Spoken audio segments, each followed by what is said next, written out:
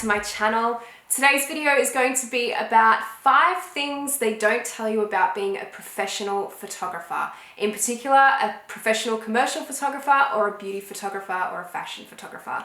I really want to cover these aspects today because I think that a lot of people maybe have these misconceptions about what it's like to have a career in these fields, and there's a few things that I really want to go over because it's really scary, some of the things that you do hear about that go on behind the scenes. And I think it's important to make everyone aware of the expectations as well when settling into some of these careers, and just kind of giving you a heads up of what to potentially expect if you get yourself into these fields. So I'm just going to get straight into my first point, and it's a very infuriating point at times. It's one that I've struggled with on many occasions, and it's the fact that you may not get paid from a client for months. And I've heard some really big horror stories about this point in particular. I've heard of fashion photographers not getting paid for a year after their photo shoots, and they've had to absolutely hound these clients to give them their money in the end, and it's not turned out to be very pretty. I really haven't had that happen to me yet. I wouldn't say I've gone that far. I'd say that probably the longest I've waited for a payment is about 4 months, which in my personal opinion was just far too long. But I think that this is unfortunately a bit of a standard that the industry does set at times. And sometimes it can seem like some of the bigger companies around may actually take that little bit longer to pay you in the end. You'd think that some of the bigger companies would be quicker at paying. Not always, unfortunately. So I think that's one thing to be really prepared about, because when you're paying rent, you're paying bills, I think it's hard to have that expectation that you're going to be paid, and the fact that you really should be paid immediately after your work. And then you could be chasing up payments for months down the track, which has happened to me on certain occasions. And I think that this is very dependent on what sort of contract you have with your client as well. For me, a lot of my clients actually work off a 30-day accounts team. So usually they will give it 30 days or so, or up to 30 days before they do pay. Some have been longer and much longer than that. And I think that's where having an agent does come in handy. I've found that that's a lot smoother now that I do have an agent, and I don't have to worry as much about it. I would say though that creating contracts could save you a lot of hassle down the track if you're still trying to get paid, because it's hard. Sometimes you can have an agent and you're still facing these types of problems.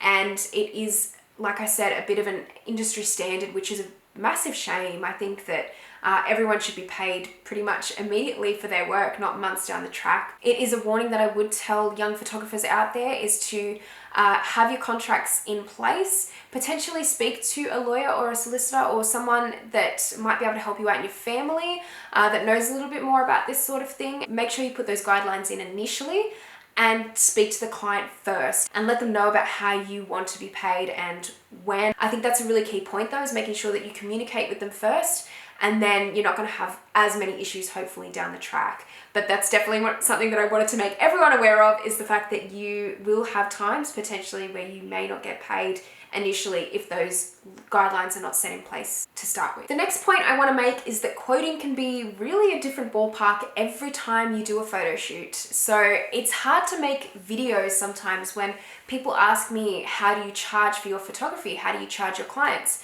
And how do you come up with your rates?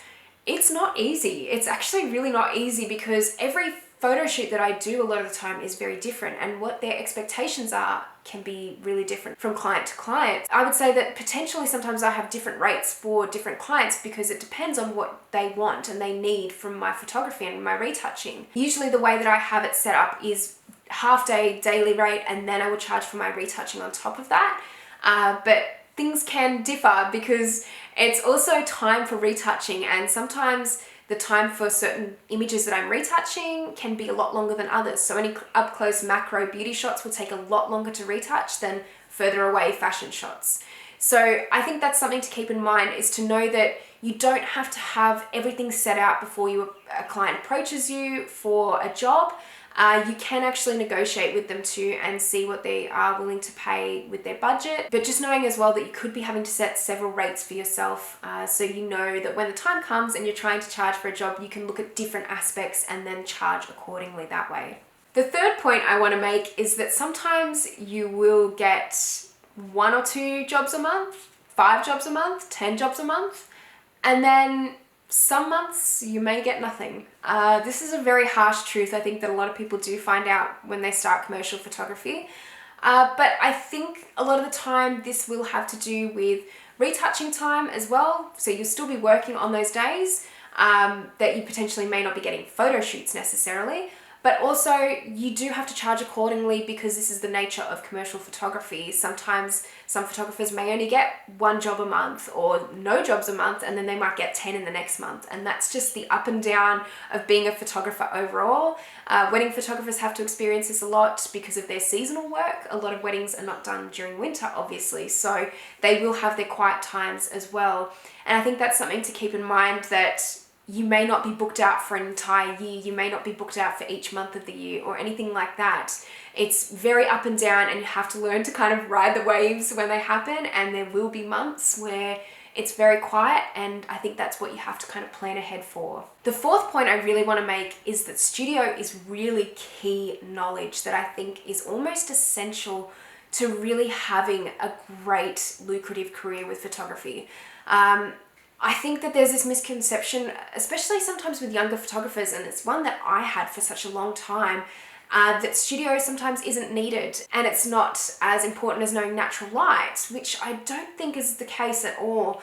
In fact, for commercial photographers, for studio, commercial, beauty, fashion photographers, when you look into a magazine or you look into a catalogue, most of the photography isn't location based, it is in a studio. And I think that was a really harsh truth I had to learn in about the last few years, because I'd always kind of rejected studio as that thing that was too intimidating and too much and too expensive, and I just felt very fearful of doing it. But I think in the end it was something I realized I had to do if I wanted to start really kicking off my career in different directions.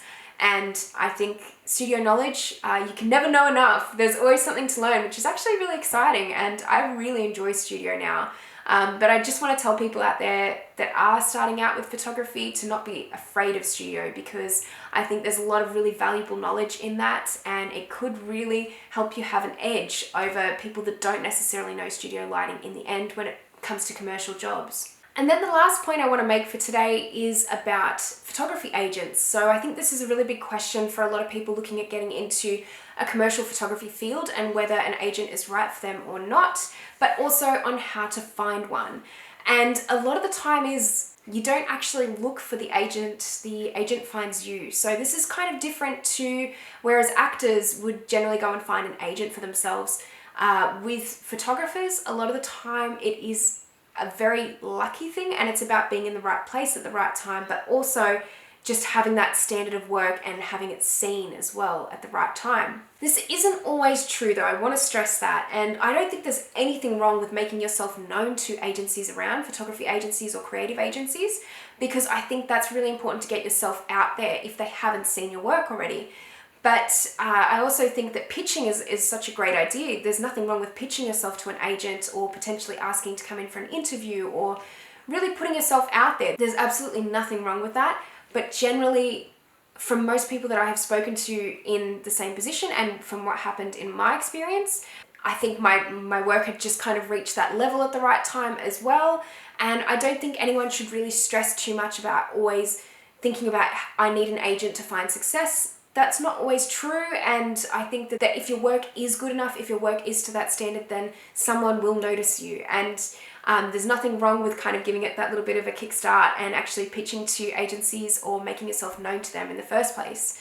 But generally that's kind of how it works. The agent sometimes tends to find you as a photographer. So it's interesting to keep in mind, but also interesting to make yourself know that maybe you have to get in front of an agent first, or to make yourself known to agencies to really get your work seen. So guys, I hope this video was really helpful for you. I hope you learned something new today. If you liked it, please give it a thumbs up. And if you haven't subscribed to my channel already, please click the subscribe button and the notification bell so you can see all of my videos that I will have up in future weeks. If you guys have any tips or anything that you think people don't always tell you about the professional industry of photography, then please let us know in the comment section below, because as always, beginners love to look through the comment section and see other people's thoughts and processes as well. So definitely put any tips down there for everyone to read. So thank you so much guys again for watching, and I will see you in the next video. Bye.